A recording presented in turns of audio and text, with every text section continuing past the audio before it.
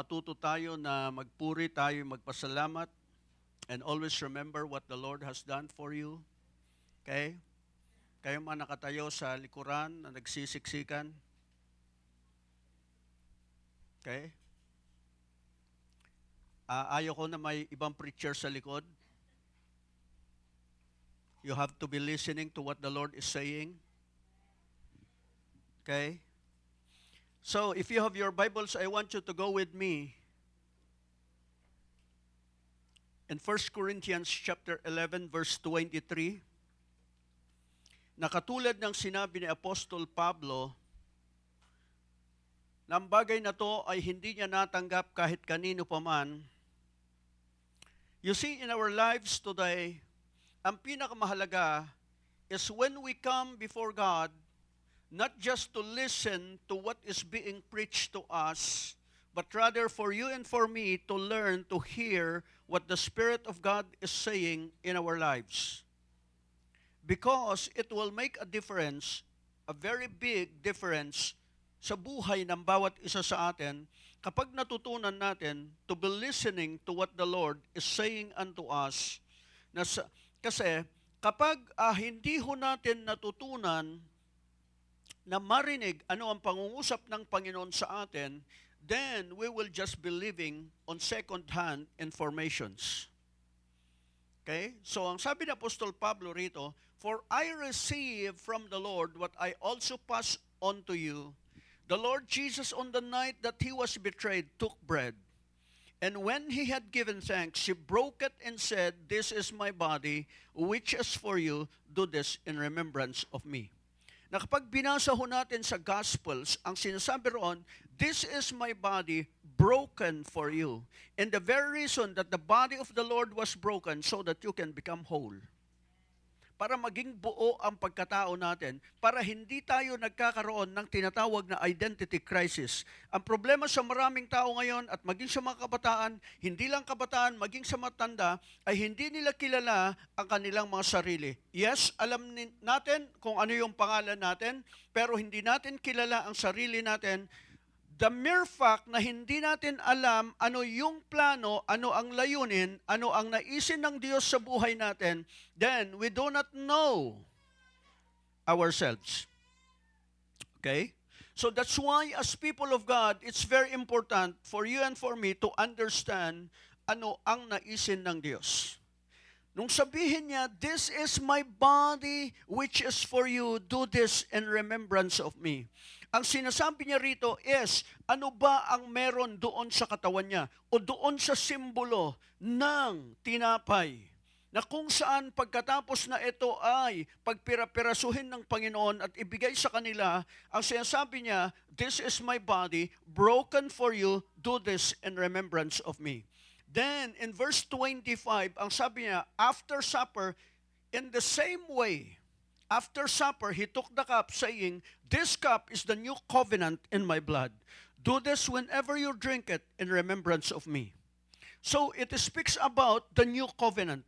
Hindi lamang po basta communion yan. Ang ipinapakita riyan ay yung bagong kasunduan o bagong kontrata o bagong tipan na kinaroroonan natin kung saan ikaw ay ipinailalim ng Diyos sa tipan o kasunduan na yon, not based on your actions, but rather based on faith in what the Lord Jesus has done. Now, going back to what the body has done, I want you to go with me and let us remember what the Lord has done for us. Ano ang significance nito? Because you can just be taking things down. Or rather, you are just going through some rituals o maaring sa karamihan sa atin. That's why you will notice na ang ating bayan ay tinagurian the only Christian nation in Southeast Asia, pero yung kasunod na komentaryo ng maraming tao ay hindi kaaya-aya. And you see, as people of God, because it's high time for you and for me to understand really kung ano ang dapat natin gawin. So go with me in Isaiah chapter 53. Isaiah chapter 53, starting with verse 4. So ang sabi ron, surely He took up our pain and bore our suffering. Yet we considered Him punished by God, stricken by Him, and afflicted. Verse 5, but He was pierced for our transgressions. He was crushed for our iniquities. The punishment that brought us peace was on Him, and by His wounds we are healed. Okay? So verses 4 and 5, ito ay larawan ng kung ano ang tinanggap ng kanyang katawan.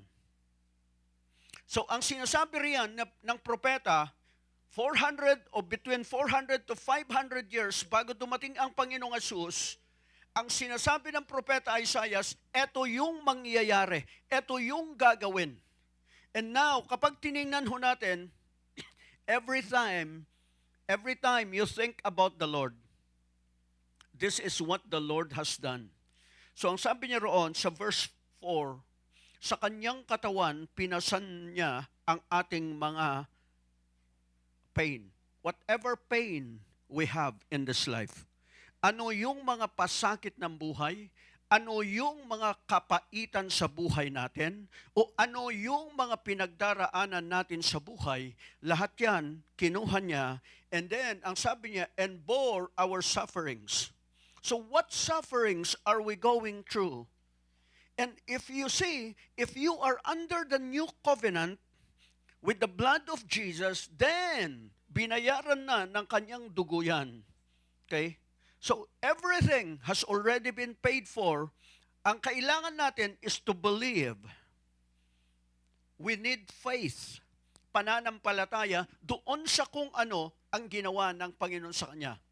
So ang sabi roon, He took up our pain and bore our suffering, yet we considered Him punished by God.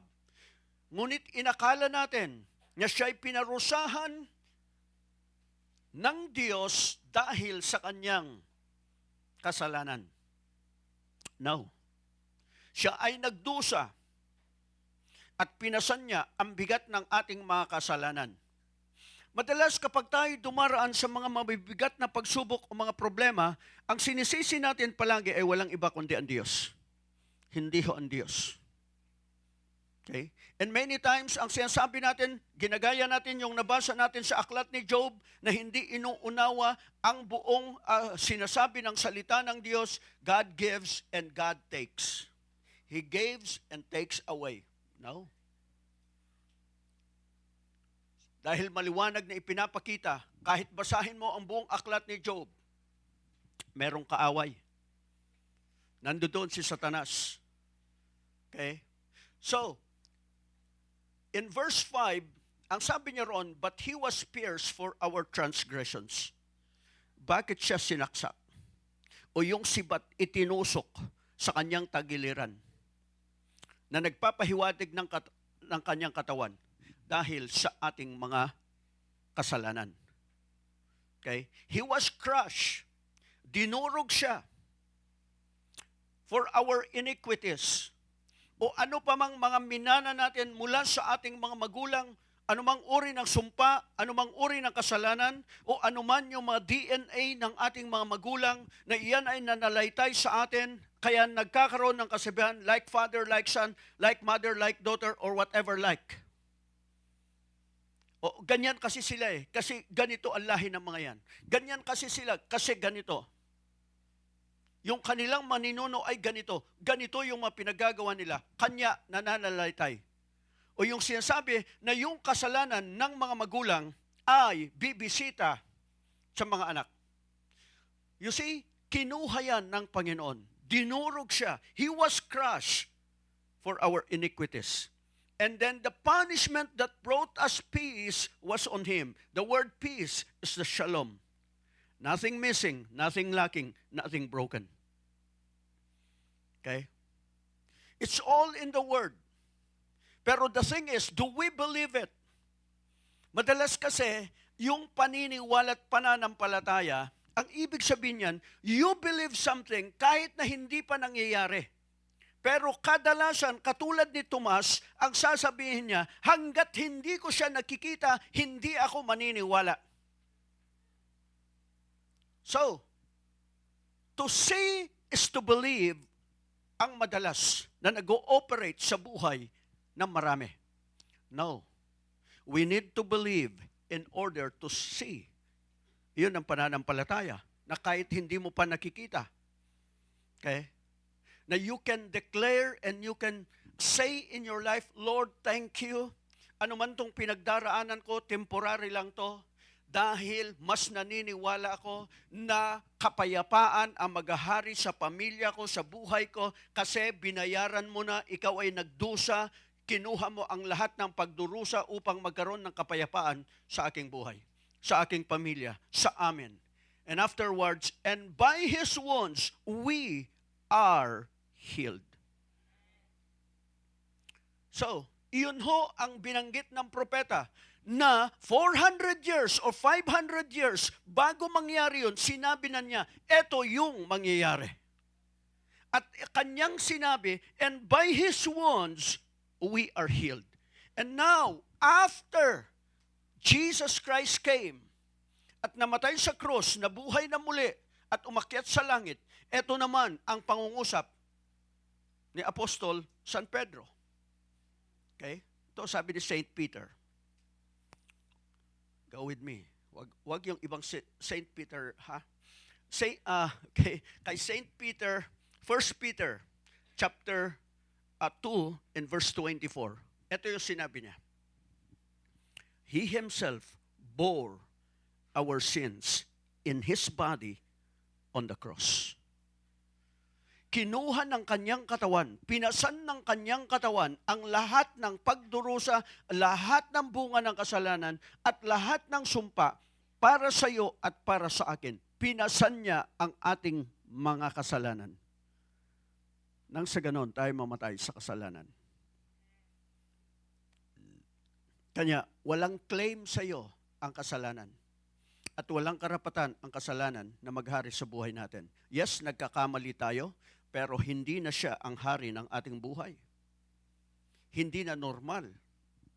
Okay? As you come to know who you are in Christ Jesus and understand what the Lord has done for you. Ngayon, ang sabi ron, so that we might die to sins and live for righteousness. Righteousness. Okay? By His wounds, you have been healed. So ano ang kaibahan ng by His wounds, you are healed, kumpara doon sa sinabi niya, by His wounds, you have been healed. Tanong mga katabi mo, anong kaibahan ng dalawa? Absent ba tayo nung English class natin?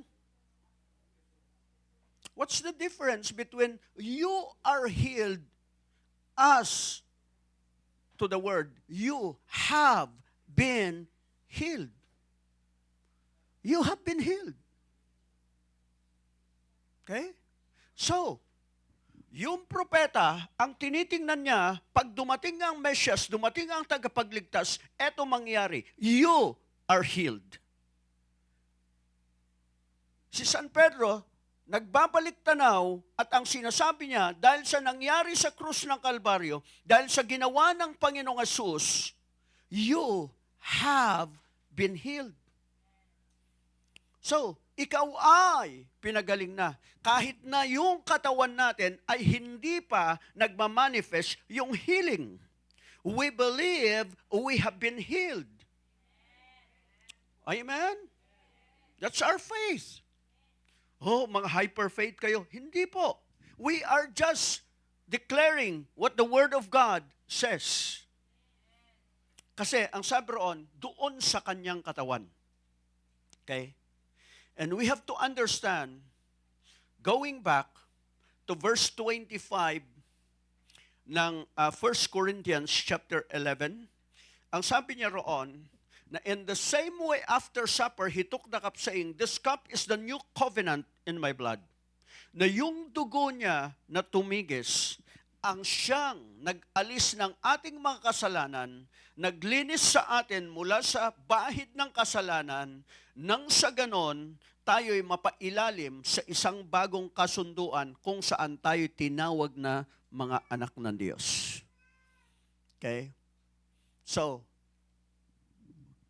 yung terms and conditions ng covenant, binayaran ng ating Panginoong Hesus.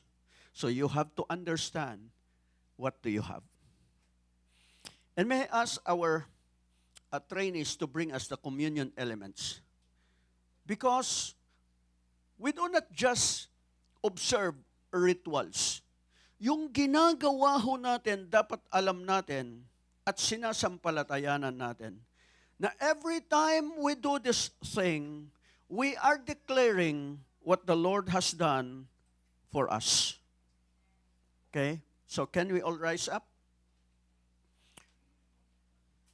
So, I want you to know and understand what the Lord has done for you.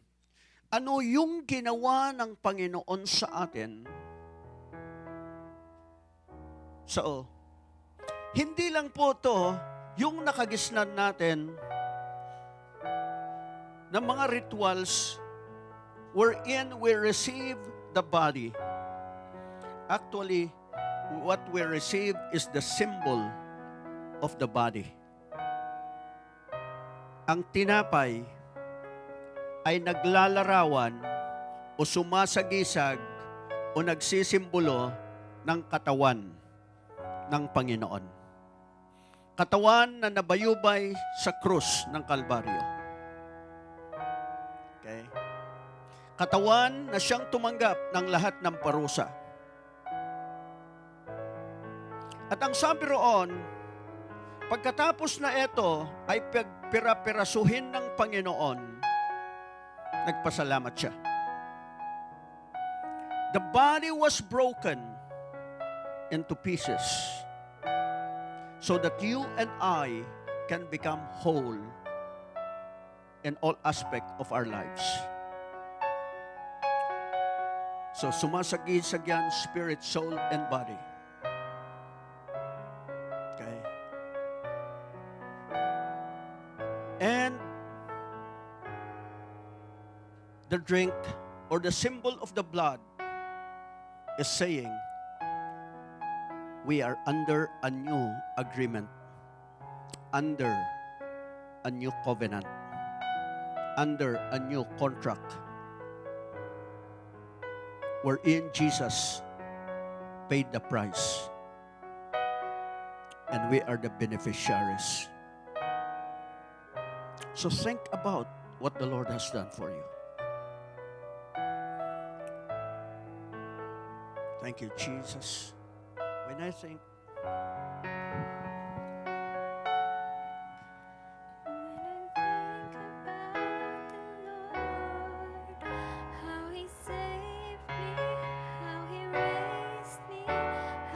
filled me with the Holy Ghost.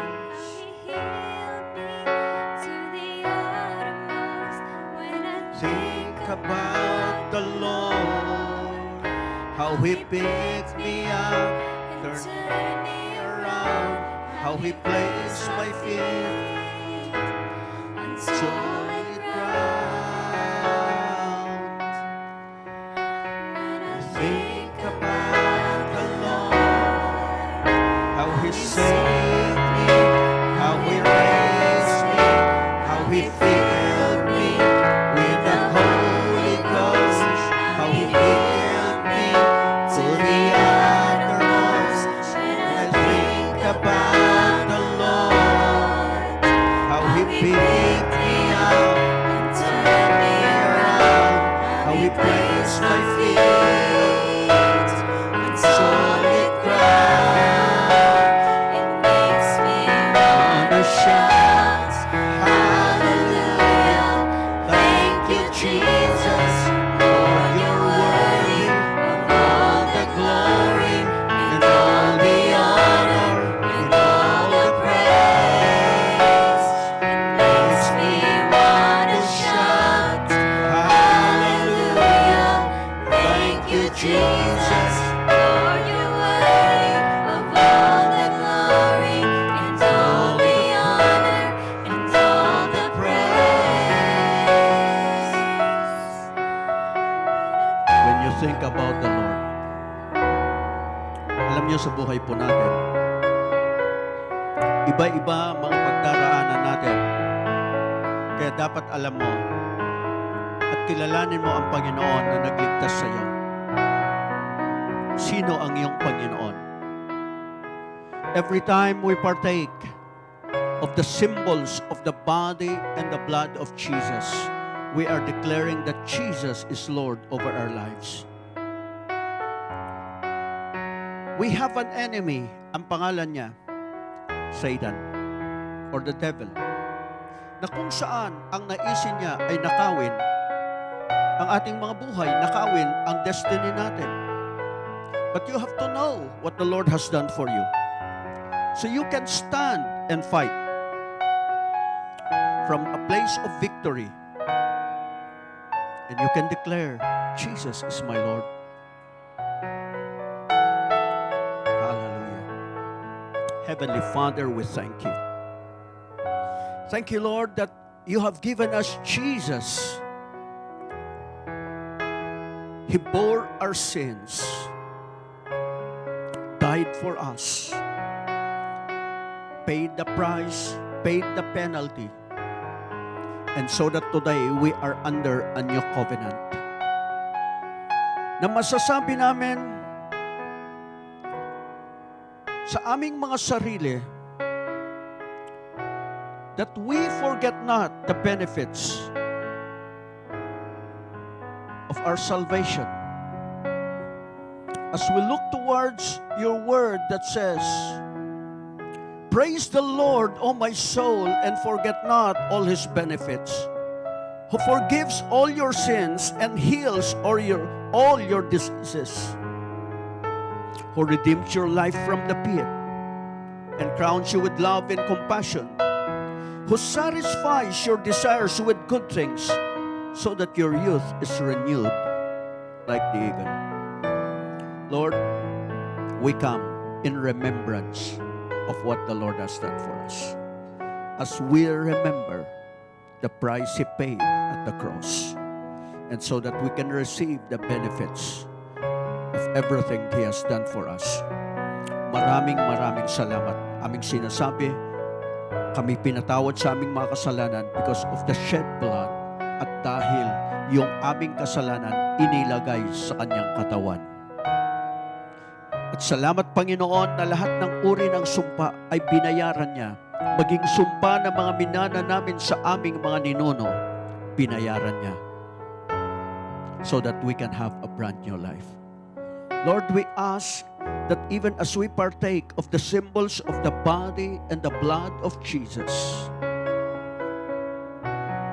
let the benefits flow unto us.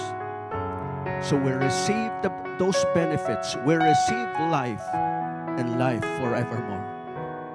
So we thank you and we praise you. In Jesus' name. Amen. Kainin po natin.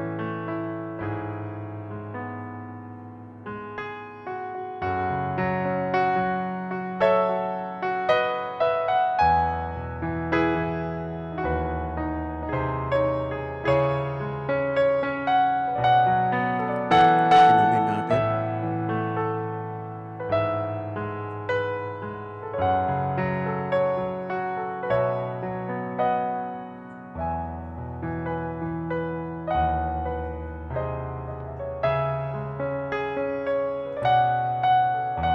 Turn to your neighbor and tell them, the peace of the Lord be upon you.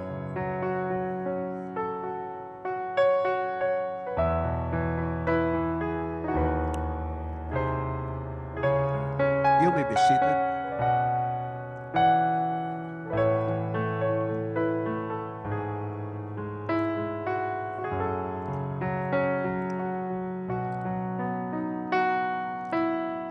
You see, napakaliwanag sa aklat ng mga awit. In Psalm 103, starting with verse 1, it speaks about telling yourself. Sabihin mo sa iyong sarili, kausapin mo ang iyong sarili, at sabihin mo, eto ang ginawa ng Panginoon para sa akin. Most of the time, we just want to hear informations from other people. But I want you to know and understand that you need to become responsible for yourself.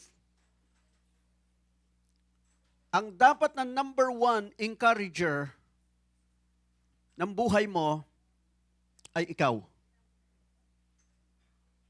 Kung alam mo kung ano ang ginawa ng Panginoon, kaya sabi niya rito, sa awit ni David, praise the Lord, O my soul, all my inmost being, praise His holy name. Praise the Lord, O my soul, and forget not all His benefits. Do not forget what the Lord has done for you.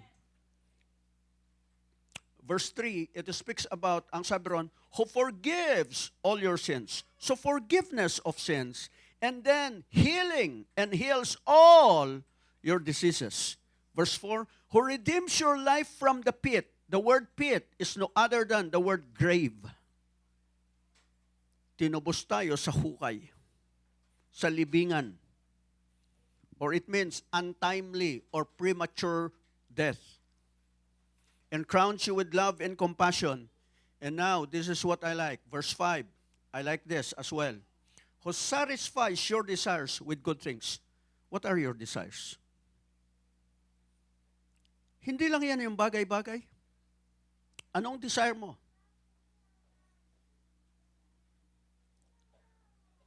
So that your youth is renewed like the eagle. Kaya nga sabi roon sa Isaiah 40:31, they that wait upon the Lord shall renew their strength, and they will mount up with wings like an eagle.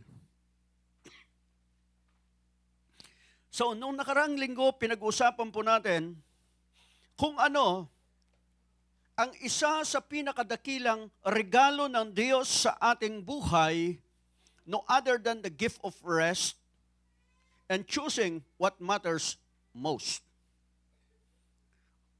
Regalo ng Diyos. Regalo na kung saan marami sa atin, we are not good stewards. Hindi tayo magaling na magmamahala ng regalo ng Diyos sa atin. Alam mo ba kung ano isang regalo sa iyo ng Diyos? Pinakamainam na regalo? Pahinga. Ang buhay mo, maikli yan, pero kapag hindi mo natutunan na ipahinga ang iyong katawan, madali kang mamamahinga. Sabi ng iba, masama akong damo eh. Di magpakasama ka. You see, may mga tao na patuloy na binibigyan ng pagkakataon ng Diyos. Dahil ayaw ng Diyos na mayroong mapahamak, ayaw ng Diyos na mayroong mapunta sa impyerno. Pero nasa tao pa rin kung anong pipiliin niya, kung anong gugustuhin niya. Okay? So, today, I want to share again, mula doon sa ating pinag-usapan noong nakaraan, kasi sa panahon po natin ngayon, lahat ngayon, napakabilis ng lahat ng bagay. Pag nandito tayo sa syudad, ang bilis. Malapit na. Actually, Pasko na sa atin ng mga Pilipino. Lumitaw na eh. Yung Santa Claus ng Pilipinas. At nagsisimula na mag-ipon yung marami sa atin. Para doon sa paghahanda, doon sa Kapaskuhan. Pagdating sa susunod na taon, nga. So, in our digital age, everything is becoming very fast. And so that we want everything is in an instant. Kaya nga, marami ngayon gusto, instant lahat. Okay? And we become so very busy, nakakaligtaan natin ang buhay. In Ephesians chapter 5, verses 15 to 17, ito ang sinabi, at paalala ni Apostol Pablo, and I'm reading from the Passion Translation, na kung saan ang sabi niya, so be very careful how you live. Not being like those with no understanding, but live honorably with true wisdom, for we are living in evil times. So yung kapanahonang kinaruroonan natin, sobrang sama. Katulad ng panahon ni Noah, or pwede mong sabing mas masahol pa sa panahon ni Noah. Look at what is going on. Pag binanggit sa ating kalagitnaan, when you just speak about flood control, pag dilubyo ang dumating, walang sinabi ang mga flood control na yan. Pag dumating na, yung paghuhukom. Okay? That's why the Word of God is reminding us to be very careful how you live. Paano ka mamuhay? Kaya ang sabi niya roon, in the next verse, take full advantage of every day as you spend your life for His purposes. What is your purpose in life? It was a miracle that you were born. Isang malaking himala na lahat tayo isinilang. At hanggang ngayon, nabubuhay. Now, the question will always be, do you know your life's purpose? Kasi kung hindi mo alam na milayunin ka sa buhay na to, paglalaroan ka ng kaaway at darating ang kaaway na pilit na nakawin ang buhay mo. Kahit nga natutulog ka, atakihin ka niya. Okay? Pero kung hindi mo kilala si Jesus, hindi mo alam ang kapangyarihan ng Panginoon, well, maraming natutulog na hindi na gumigising. Bakit? Binabangungot. Ano nangyari sa kanila sa mga bangungot? Hindi nila alam eh. Because, you see, ang kadiliman, dumarating yan para pagnakawan ang tao. At sasabihin niya, siya yung Panginoon mo. Kung hindi mo kilala kung sino ang Panginoon mo, and you will not stand firm na ultimo doon sa kaluluwa mo. Kaluluwa is yung isip natin. Yung damdamin natin. Yung emosyon natin. Mind, will, emotions. So, kung mahina yan, at inatake ka ng kaaway, pwede niya tapusin ang buhay mo.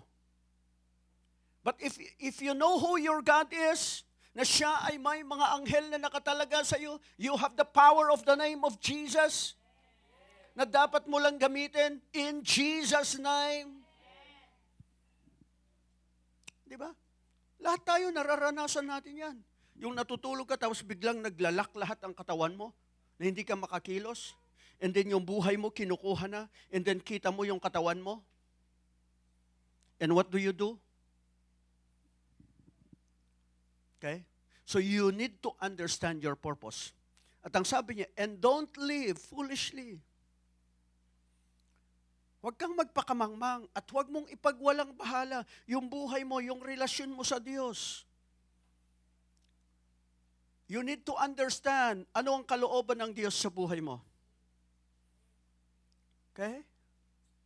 You see, lahat kasi tayo, wala tayong panahon, lalong-lalo na pagdating sa ating ugnayan sa Panginoon, lahat yan nagiging ritual din eh.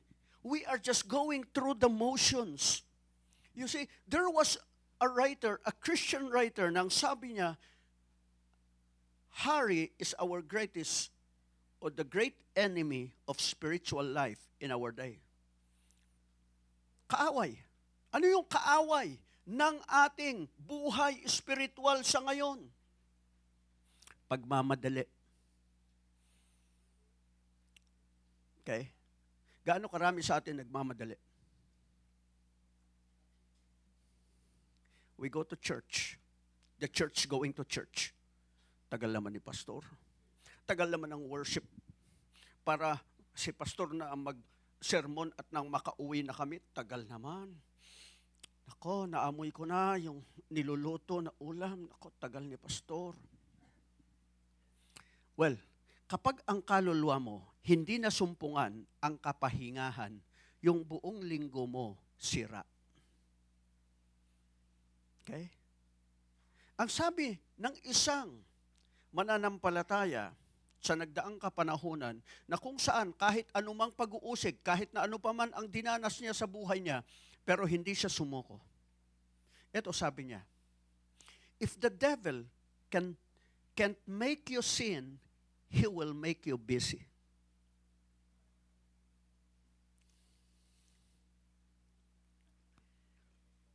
Kung hindi ka niya madadala sa kasalanan, ano ang gagawin niya sa iyo?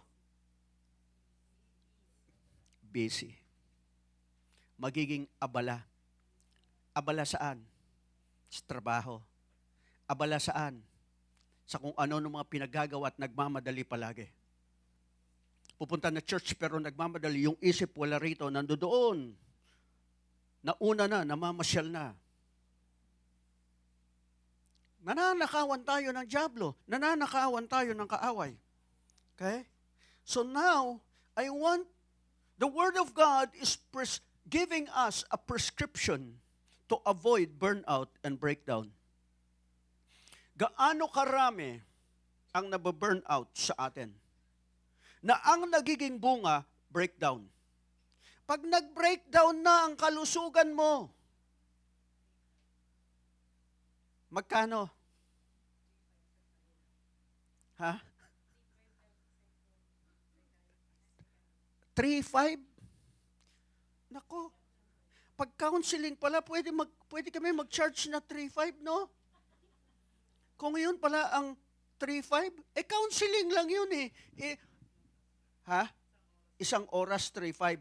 Tapos tatanungin ka lang, ano ba nararamdaman mo? Ano ba yung ano? Oh. Walang kasamang prayer yon. Bibigyan ka ng prescription na nanggaling sa mga libro, pero yung spirito. Okay? So gaano karami sa atin? We are burning both ends of the candle. Ika nga. Ha? Sinusunog natin yung magkabilang dulo ng kandila. O ibig sabihin, buhay natin. Nagmamadali tayo. That's why when we come here, ano yung reminder natin? Paki-flash nga yung reminder natin. 2 oras lang o mahigit 2 oras lang. Ha? Pastor, baka magka-emergency. Ang inaasahan mo palagi pag nasa tahanan ka ng Diyos, magkakaroon ng emergency? Gusto mo talagang magkaroon ng emergency? Di ba? So, when you come to the church, when the church comes to church, focus on the Lord. Amen? Dahil kung hindi, you will burn out. You will burn down your life. At magbe-breakdown ka. Ang napakahirap gamutin, yung breakdown. Kaya nga, nakilala ang Mandaluyong. Na pag sinabi, taga saan ka? Kapag sinabi mong ang address mo Mandaluyong, ang tanong kagad, loob o labas? So bakit, anong meron sa Mandaluyong? Okay? Para sa mga taong nag-breakdown na. So, in Mark chapter 6, starting with verse 30, eto, the apostles, the word apostle means sent out, mga sinugo. The apostles returned from their mission and gathered around Jesus and told him everything they had done. There was such a swirl of activity around Jesus with so many people coming and going that they were unable to even eat a meal. So Jesus said to his disciples, "Come, let's take a break and find a secluded place where you can rest a while." They slipped away and left by sailboat for a deserted spot.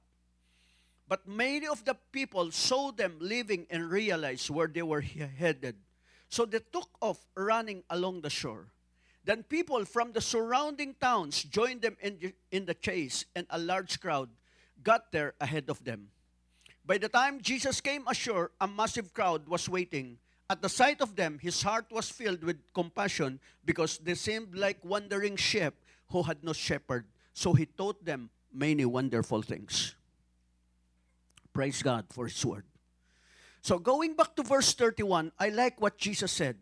So eto, yung mga alagad, kapag binasa mo yung Mark chapter 6, kamamatay lang ni John.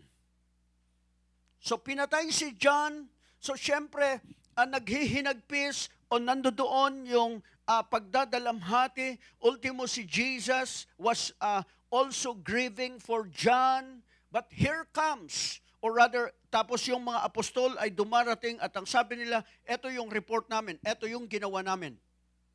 So madalas, ang sa mundo, ang sabi ron, strike while the iron is hot.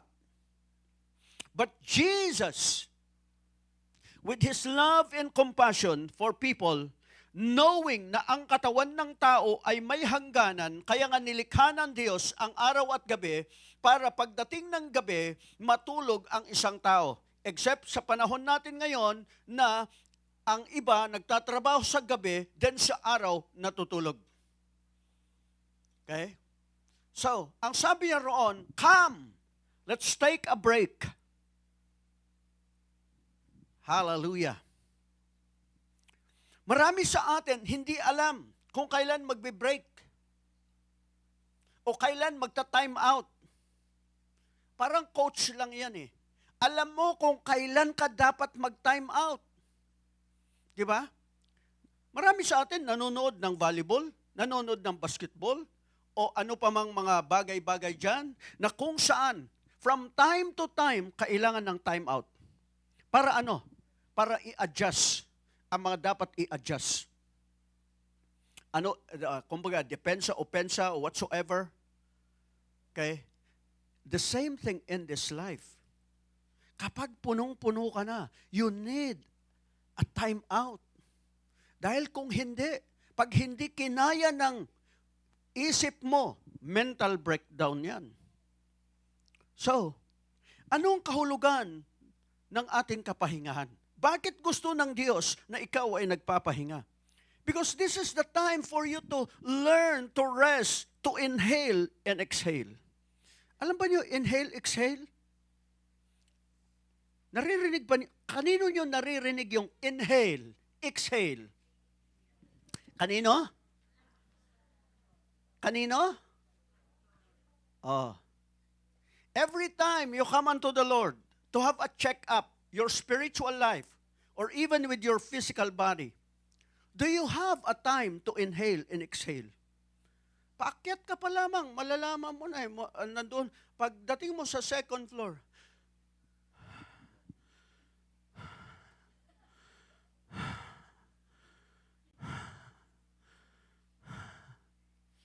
then, pag medyo,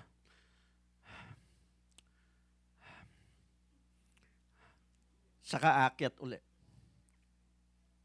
Okay. So, baka pwedeng gawan ng paraan ni Brother Joel.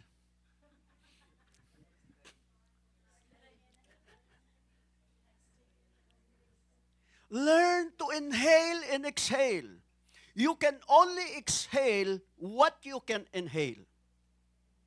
What you receive from the Lord is the only thing that you can give. Or even sa buhay na to, kahit saan ka pumunta, the reason na merong inhale, exhale, ibig sabihin po niyan, matuto tayo na ibalanse ang buhay natin. Matuto na maging balansyado, trabaho, then matutong magpahinga. Para hindi ka mamahinga na maaga. Isipin mo yung mga anak mo. Isipin mo yung mga apo mo. Kung wala ka pang apo, di ba? So, between inhale and exhale, alin ang mas mahalaga sa dalawa? Ano mas mahalaga?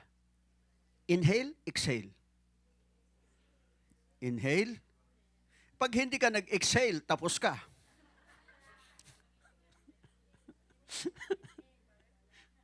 Parehas. So, ibig sabihin, you need to learn to find balance in your work and rest. Okay? Because your inability to find balance in your work and rest, you will see it's very detrimental to us. Detrimental. Oh, nandun yung salitang mental. Yung physical health mo, pag di mo inalagaan yan, ano ang mangyayari sa'yo? Emotionally, you will be affected.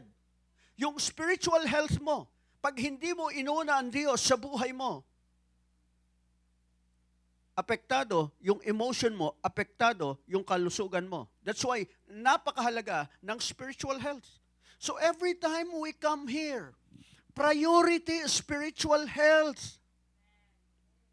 You need to learn to prepare in coming here. Amen. So, ibig sabihin yan, Saturday pa lamang,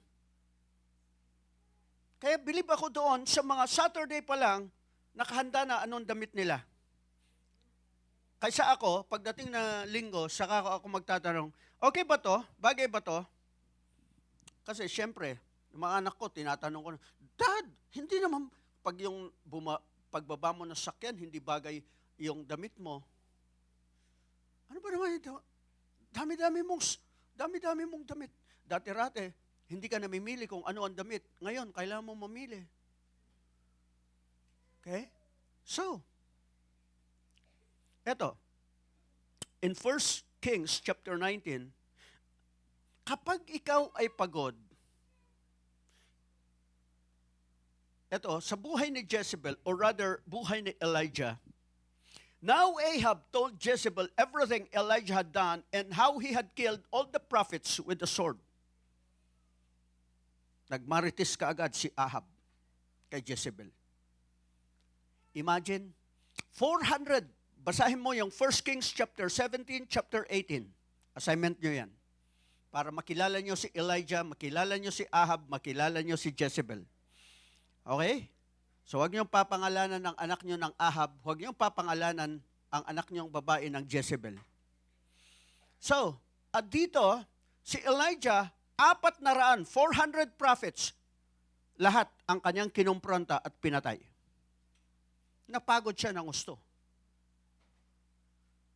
Dahil sa kanyang kapaguran na hindi siya nakakapagpahinga pa, eto na ang kaaway niya. Verse 2. Sabi ni Jezebel, verse 2, come on. So Jezebel sent a messenger to Elijah to say, may the gods deal with me, be it ever so severely, if by this time tomorrow I do not make your life like that of one of them. So isang babae na kung saan siya ay trineten, binantaan siya, afterwards noon, verse 3, Elijah was afraid and ran for his life. Yung 400 na mga bulaang propeta, hindi siya natakot, pero dahil sa kanyang kapaguran, kasi galing pa siya sa presensya ng Diyos, binigyan siya ng Panginoon ng lakas and everything na kailangan niya para kumprontahin ang mga propeta, si Ahab at yung mga false prophets. And afterwards, ginawa niya ang dapat niyang gawin. Okay? Eto na, nung pagod na siya. Because when you are tired, it's very easy to succumb to discouragement and depression. Okay? So, ang sabi roon, so go with me in the next verse. So, ang sabi niya roon, Elijah was afraid, come on, and ran for his life. When he came to Beersheba in Judah, he left his servant there. Iniwan niya. Verse 4, while he himself went a day's journey into the wilderness, he came to a broom bush, sat down under it, and prayed that he might die. I have had enough, Lord, he said.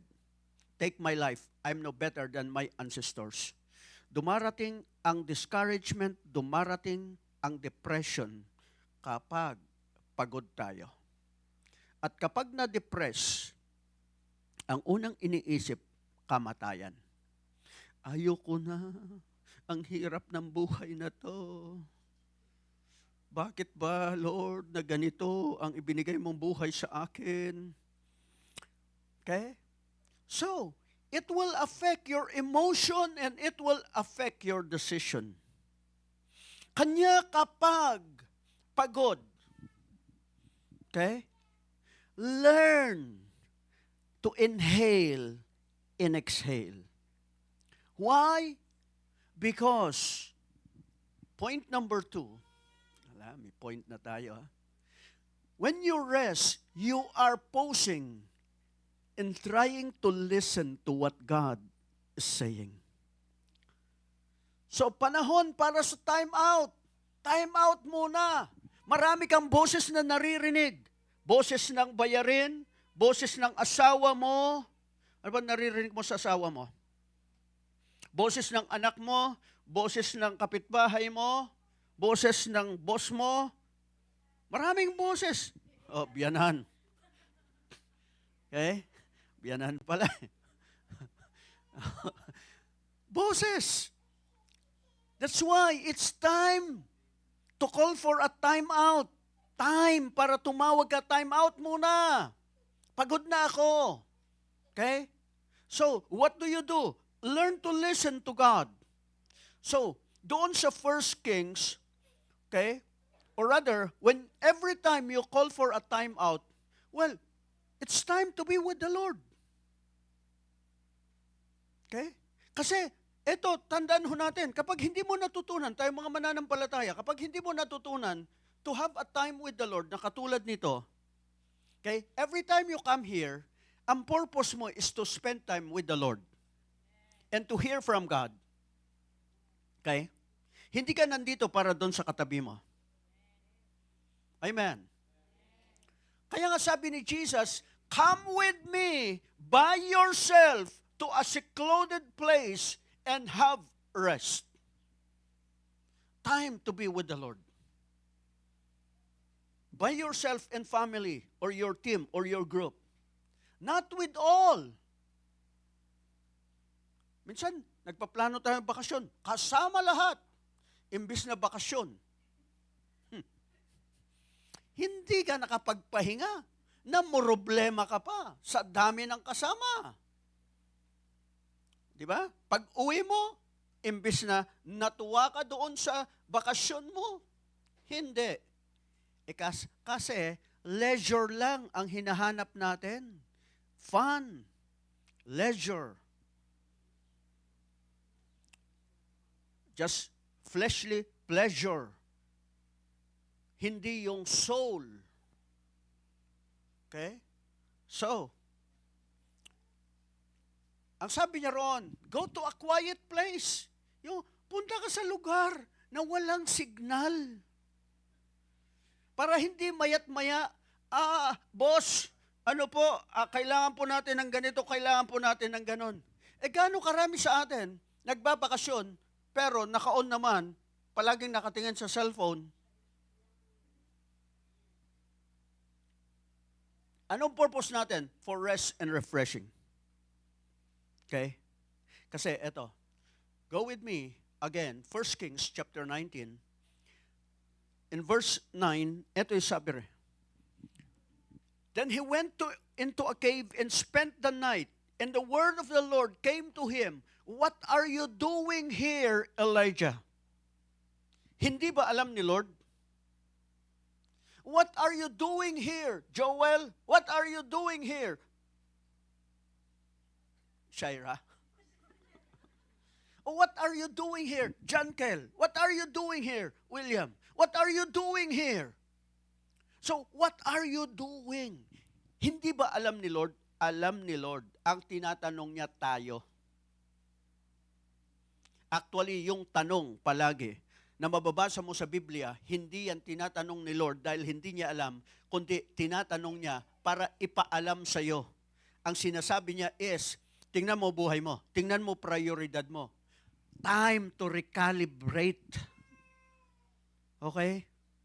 So, actually, the Lord is saying to him, eto yung layunin ng buhay mo. You can read.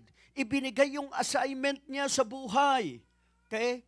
So, yung direction sa buhay niya, ano yung gagawin niya, ano yung purpose niya sa buhay. Ang sinasabi sa kanya ng Panginoon, Elijah, kahit na iniisip mo na natapusin ang buhay mo, ang plano ko sa iyo hindi pa tapos. So, ganun din sa buhay natin. Do you think gusto ng Diyos na iwan mo yung pamilya mo, iwan mo yung mga anak mo na wala pa silang mga nararating at hindi pa natatapos? Kawawa naman yung asawa mo, binigyan mo pa ng problema. Paano mamumroblema? Paano papapag-aralin yung mga bata? Pastor, walang nakakalam ng buhay. Oh, totoo yun, walang nakakalam ng buhay. Kaya nga, dapat lumapit palagi sa Panginoon dahil ang Panginoon ang siyang nagbibigay ng buhay. At kung kinakailangan i-extend ni Lord, i-extend niya yan. You can read the Bible and you can see God can extend. Okay? At dito sinasabi niya, gusto na mamatay ni Elijah, pero sabi ni Lord, hindi ka patapos. Meron ka pang assignment sa buhay na to. Meron ka pang ititrain na Elisha. At do you think isang taon lang? Hindi. Maraming taon para hubugin ang susunod sa yapak niya. So ganun din sa atin. Have we trained our children to walk in the ways that we have been walking? Okay? So God will always give us our assignment. When we learn to come to the Lord and learn to focus. Kaya pag nandito, focus kay Lord. Amen. Kung importante ang Christian life natin, then we need to learn to plan. Ito, another thing that we have to understand, the physical aspect mostly mirrors the spiritual. If you look at what is going on in our nation today, with all the flood controls, with all the anomalies, with all the corruption, ang ipinapakita lang yan, ang ating bayan. Yung mga sumunod na henerasyon, hindi na naturuan. Bakit ho? Kasi simula nung 80s, may panahon ba ang tatay, may panahon ba ang nanay, 80s, 90s, mga sumunod na taon, may panahon ba ang mga tatay at nanay naturuan ang mga anak patungkol sa value? Ano ang mahalagang value sa buhay na to? No. Karamihan sa atin ng ibang bansa dahil ang ating naging buhay is padala ng pera, lahat na lang kaya nagmukhang pera ang mga sumunod na generation. Kaya ano i-expect mo dito sa generation na to na makikita mo nangyayari sa ating bansa? Salamin lamang yan ng mga nagdaang kapanahunan na kung saan, ano ang binigyan natin ng value. And now, galit tayo sa kung ano nangyari sa ating bansa. Isa lang ibig sabihin yan sa atin na mga mananampalataya, yung gawain natin to pray for them ay hindi natin lubos na ginawa. At pagdating ng eleksyon, kasi tayo'y may mga kinikilingan, bias tayo dahil kanya-kanyang kulay tayo. We did not seek the Lord and say, Lord, sino ang dapat kong iboto? Ang nangyayari, mga Kristiyano nag-aaway-away, si ganito, si ganon. Oy, pula ka, bakit ka nandito? Oy, green ka. See, most of us, we have become biased. At ginaya natin ang sanlibutan. Nagdala rin tayo na kanya-kanyang kulay, samantalang dapat eto ang dala natin at sasabihin na ang pag-asa natin ay narito. Na kapag hindi na bago ang buhay ng tao, ang puso ng tao, no way. That's why we need to learn to teach our children today. We want to see a better future, then we need to learn to teach our children. It's not all about money. Yung mga sumunod kasi, kaya naman ako nangingibang bansa para sa pamilya ko. Yes, para sa pamilya na ibigay natin yung pera, pero yung value nila, yung respect nila, how many young people, they love more the things that you are giving kumpara sa inyo. Marami akong nakita ng mga umuwi of 30 years, 40 years na nag-Saudi. Ngayon, retired na, pagbalik. Dahil wala nang maibigay para doon sa anak. Hindi na maibigay lahat ng wisyo, lahat ng gusto ng anak. Anong ginawa ng mga anak? Itinakwil. Anong ginawa ng asawa? Hiniwalayan. Humanap ng iba. So, kawawa. Buong buhay niya. And you see, maging sa atin, nangingibang bansa. Pagdating mo, may pamilya ka pa kayang madadatnan? Pwedeng meron. Pero ano na yung value nila? That's why we need to learn to understand that whatever we see in the physical today, The problem is in the spiritual. Okay? And as well as sa atin ng mga mananampalataya. Your physical challenges is a picture of what is happening in the spiritual. Halimbawa, honoring the law of rest. Are you honoring the law of rest? Kasi when you honor rest, you are honoring the Lord. Dahil siya nga mismo, ipinakita niyang halimbawa, after creation, after 6 days, then yung ikapitong araw, nagpahinga siya. Even Jesus, even tayo, tinuturuan tayo. Because you see, when you do not respect the law of rest, you are disrespecting your body, and your body is the temple of the Holy Spirit. It's the temple of God na ang sabi ng aklat ng Korinto, you can read 1 Corinthians chapter 3, starting with verse 16, then chapter 6, verse 19, nang sinasabi roon, ang ating katawan ay templo ng Diyos at ang sino mang sisira sa templong yan, sisirain din. Consequences. Okay?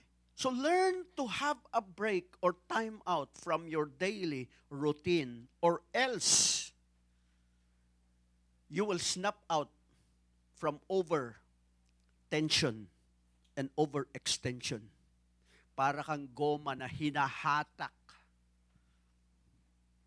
hanggang mapatid when you don't learn to rest. Okay? So, because the respect you place on your Sabbath is very crucial. Respect your Sabbath or your day off. May hangganan yung katawan mo.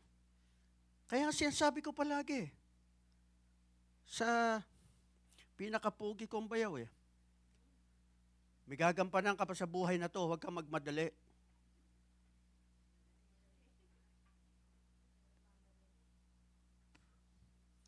Diba? You see, you have to respect. Respect your body. Tingnan mo,